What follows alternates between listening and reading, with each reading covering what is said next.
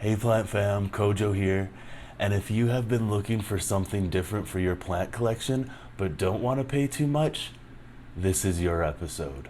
Today I'll be showing you 9 different uncommon and rare philodendrons that you can get throughout the US for under $40, so do not overpay for any of these.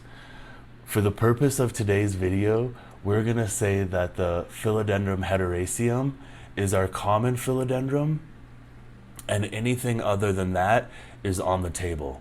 So let's go ahead and get started. The first on my list is Philodendron Prince of Orange. Now, this one looks like it gets these bright copper orange leaves, and then they mature into a green color. The special thing about this philodendron is it gets a shrub-like growth. So instead of being a viner or a climber that's going to get leaves up one stem, this is going to give you a nice full bushy look. So that's kind of cool for a philodendron. This one isn't really my style. I typically shy away from plants that mature into a green leaf, but I am starting to appreciate them more. So I see this listed throughout the US for tens of dollars. Even in some cases, I have seen this go all the way down to $7. So this is a really good one that you can get some color in your collection and not pay a lot of money for. All right, on to the next one. The second on my list is Philodendron Birkin. Oh shoot, I need to look up the pronunciation on that one. All right, the next on my list is Philodendron Penifolium. This is typically sold as horsehead or fiddlehead philodendron, and it is quite common, but there is also a yellow version of this, Aurea. You can find this one online as well for under $50. I've literally seen it for $45 and $50. Then I've seen it jump all the way up to $100. So do not overpay for this. I wanted to include it because it does kind of give you that 2-for-1 punch. You can get both versions of this for quite cheap. All right, let's move right along to number 3 on my list, Philodendron Rojo Congo, or Red Congo. Now this one looks like the new leaves unfurl as a really shiny red, and then they mature into a more matte burgundy green. You will see the stems on this are a very bright red color, and this is also self-heading, so it's going to give you a really shrub-like bushy growth to it, and we love that. I mean, I love the indoor jungle look, so I'm always looking for things that are going to be bushy as well as climb or vine. Another special thing that I have seen about this philodendron is it will flower indoors. And if you know anything about philodendrons, you know that that is something that can be quite special. Usually they'll flower outside, but indoors, unless they're in the most perfect environment or conditions, they typically don't. So I think that's pretty cool about the Red Congo. I would get one just for the flower. But let's just move right along to the next one. Number 4 on my list is the Philodendron Birkin. Now this one has really hit the market hard this year, and I don't think it's sold quite as well as sellers were expecting it to, because I am seeing it discounted at almost every online retailer. This you can get for as little as $20. Now this gets a variegated stripe on it. It has this bright green leaf, and then it looks like the variegation is yellow. I wasn't too interested in this when I saw photos of it online. Then I went to my greenhouse and I saw one. I got one, y'all. I'm so bad.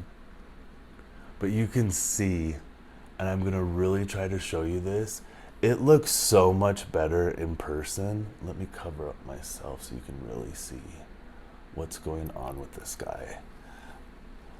The variegation on this isn't so much a yellow as a beautiful cream color. The stem on it gets this bright red piping on it that is so pretty.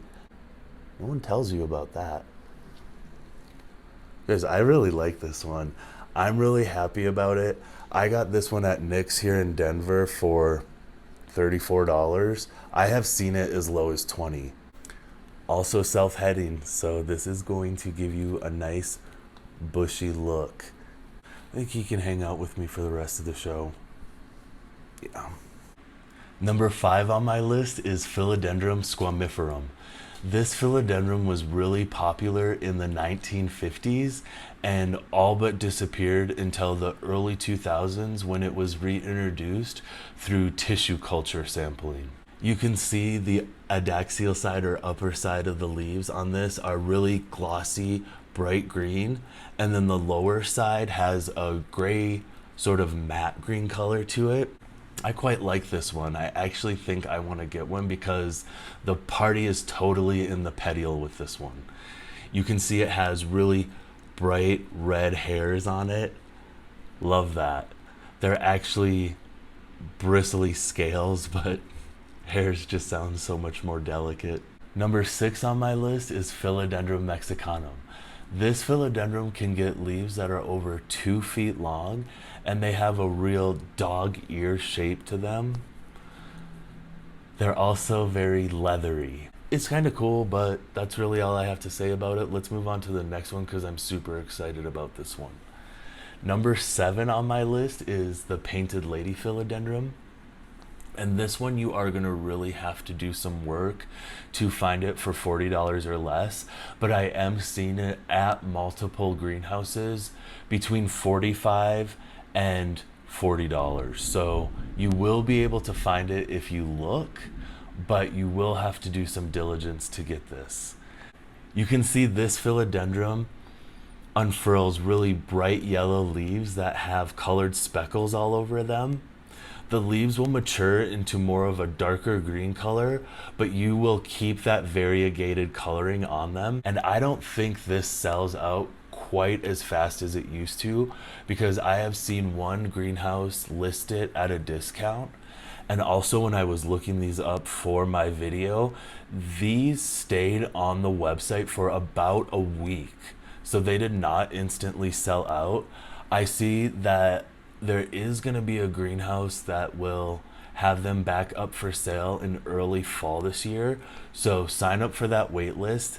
I might sign up for it. I have way too many plants, but this one looks really cool and under 40 for a variegated plant. Love that. Moving right along to number 8 on the list, Philodendron Radiatum.